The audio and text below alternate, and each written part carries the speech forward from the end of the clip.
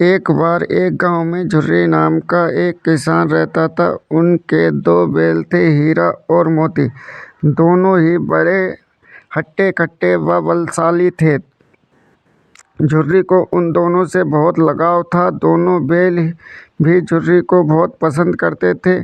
ठेरिया करते थे। हीरा और मोती का आपस में इतना लगाव था कि यदि कभी एक खाना ना खाए तो दूसरा घास को मुंह तक नहीं लगाता था। एक दिन की बात है, झुर्री की पत्नी का भाई गया दोनों बैलों को अपने साथ ले गया। दोनों बैल इस बात से हैरान थे कि उन्हें गया के हवाले क्यों किया गया है। शाम होने तक दोनों नए घर में व नए लोगों के बीच में थे, लेकिन उन्हें वहाँ सब बेगाना लग रहा था। रात को जब सभी सो रहे थे तो दोनों रस्सी तोड़कर झुर्री के यहाँ से भाग खड़े हुए। सुबह सवेरे ही जब झुर्री ने उन्हें अपने यहाँ देखा तो दौड़कर गले से लगा लिया। ये सब देखकर झुर्री की पत्नी बिल्कुल खुश नहीं थी। उसने दोनों को खूब खरी खोटी सुनाई और ये निश्चय किया कि दोनों को खाने में केवल सूखा भूसा ही मिलेगा। अगले दिन गया, फिर आकर दोनों बैलों को अपने साथ ले गया। पिछले कल की घटना में बेहद क्रोधित था, लेकिन उसने वहाँ भी दोनों को खाने के लिए सूखा भूसा ही दिया। किसी तरह रात कटी और सुबह दोनों को हल जोतने के लिए खेतों में ले जाया गया। हालांकि दोनों ने जैसे एक कदम भी न उठाने की कसम खा रखी थी। दोनों की खूब पिटाई हुई। रात को खाने में फिर सूखा मिला, फिर भूसा मिला। दोनों निराश खड़े थे कि तभी वहाँ एक छोटी सी लड़की आई और दोनों को एक एक रोटी खिलाकर चली गई। एक एक रोटी से दोनों का पेट तो नहीं भरा, लेकिन उनके दिल को सुकून जरूर मिल गया था। पता चला कि उस लड़की की सगी माँ के मरने के बाद वह सौतेली माँ के पास रहती थी। उसकी सौतेली माँ उससे मारती रहती थी। शायद यही वजह थी कि उसे बैलों के लिए अपनापन था। दोनों उस छोटी लड़की के बारे में सोचकर चुपचाप अपना समय बिताने लगे। एक रात दोनों ने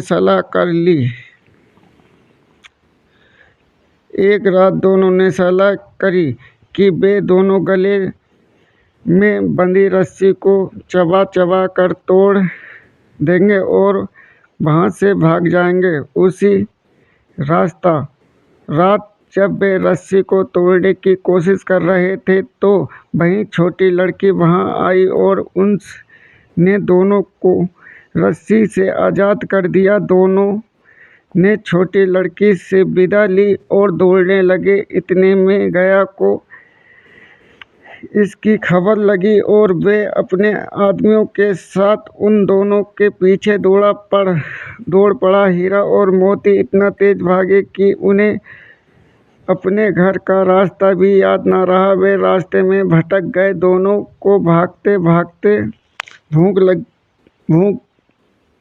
भी लग पड़ी थी। रास्ते में मटर का एक खेत था। दोनों ने वहाँ जाकर जमकर मटर खाई। अभी दोनों खेत में चर ही रहे थे कि वहाँ एक सांड आ धमका। दोनों ने हिम्मत दिखाकर उसे वहाँ से खदेड़ दिया। इतने में मटर के खेत के सेवक हाथों में डंडा लिए आ पहुँचे।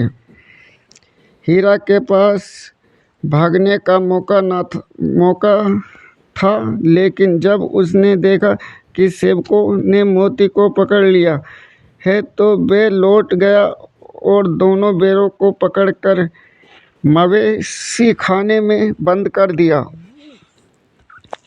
मवेशी खाने में बंद कर दिया गया। उस मवेशी खाने में बहुत से जानवर कैद थे। वहाँ कई बकरियाँ, घोड़े, भैंसें, गधे बंधे थे, लेकिन किसी को भी खाने को कुछ नहीं दिया जाता था। इस वजह से सभी जानवर कमजोरी के कारण जमीन पर बेजान पड़े हुए थे। जब पूरा दिन बीत जाने पर भी खाने को कुछ न मिला तो हीरा सब्र का बांध टूट गया। उसने बड़ा ही कच्ची दीवार पर जोर से अपने सींग गड़ा दिए। इससे मिट्टी का एक टुकड़ा निकल आया। ये देखकर हीरा को हिम्मत मिली और वह दौड़ कर अपने सींगों से दीवार की मिट्टी गिराने लगा। तभी मवेशी खाने का चौकीदार हाथ से लालटेन लिए जानवरों की हाजिरी लगाने आ पहुंचा। हीरा की करतूत देखकर उसने उसी डंडे से पिटाई शुरू कर दी और उसे मोटी रस्सी से बांधकर वहां से चला गया।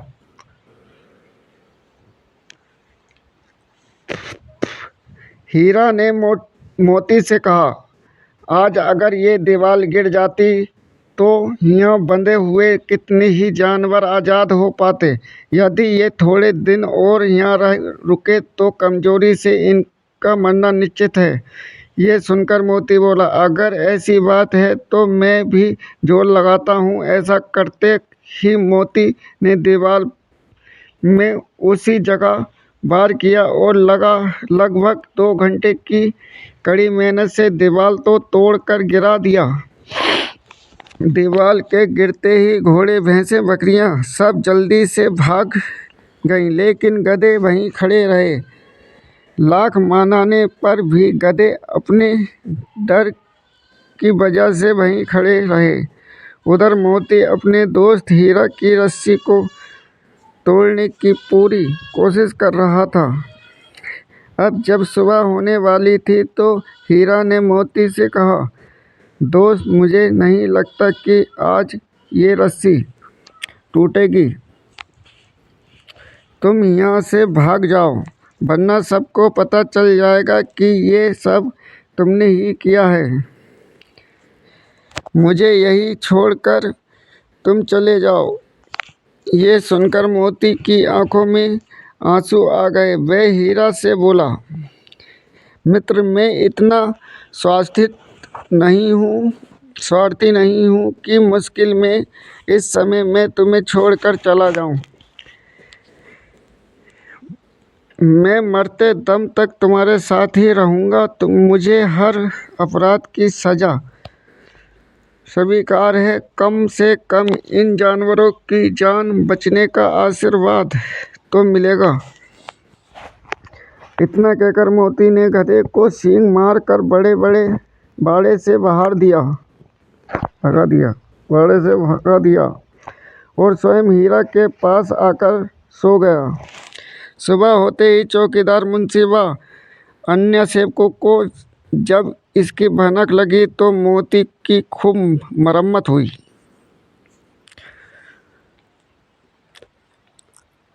और उसे भी मोटी रस्सी से बांध दिया। लगभग 1 हफ्ते तक दोनों वहीं बंधे रहे, लेकिन उन्हें खाने को कुछ नसीब नहीं हुआ। उन्हें केवल पानी ही पिलाया जाता। दोनों की हड्डियां निकल आई थीं। एक दिन बाड़े के सामने उनकी नीलामी शुरू हुई, लेकिन वो दोनों इतने कमज़ोर थे कि उन्हें खरीदने के लिए कोई तैयार ही नहीं था। तभी एक आदमी सामने आया और दोनों बैलों को टटोलने लगा। मुंशी ने कुछ मोल भाव करने के बाद वह उन दोनों को लेकर चल पड़ा। दोनों बैलों की नीलामी हो चुकी थी।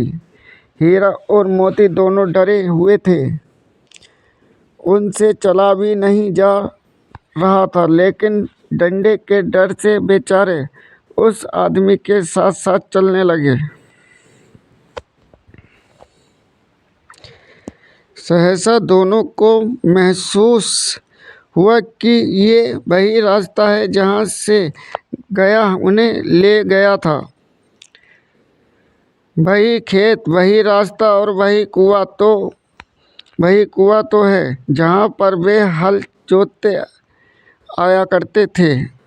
अब उनकी सारी थकान दूर होने लगी और वे दोनों तेज तेज चलने लगे।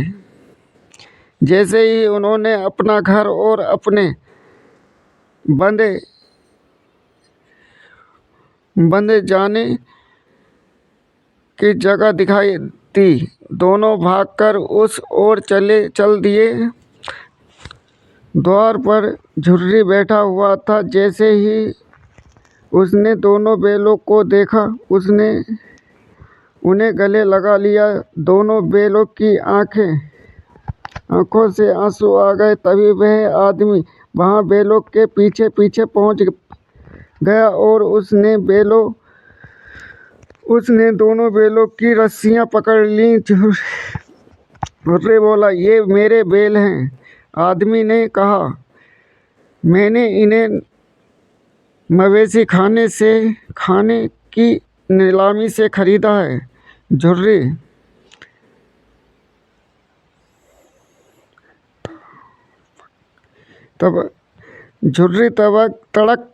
तड़क से बोला, मेरे बैलों को बेचने का हक किसी को नहीं है।